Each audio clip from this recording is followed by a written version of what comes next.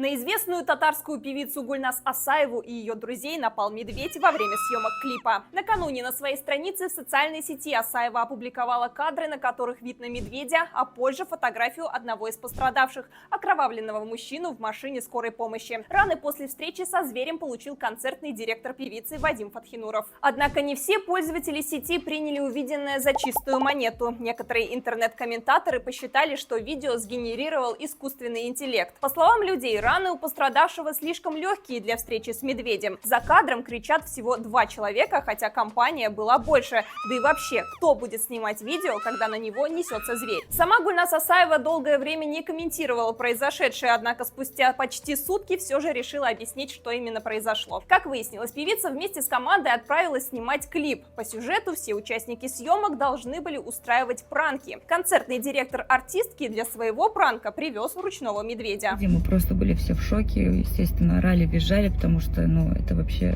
это непередаваемые какие-то эмоции. Я думала, что мы проживаем вообще последние секунды своей жизни, потому что медведь бежал прямо на нас. Но потом Вадим нас всех успокаивал, он говорит: смотрите, вот медведь, он как бы ручной, смотрите, он протянул ему руку для того, чтобы нас успокоить, и медведь просто его в моменте цапнул. Так розыгрыш едва не закончился трагедией. Как вы относитесь к таким пранкам, напишите в комментариях.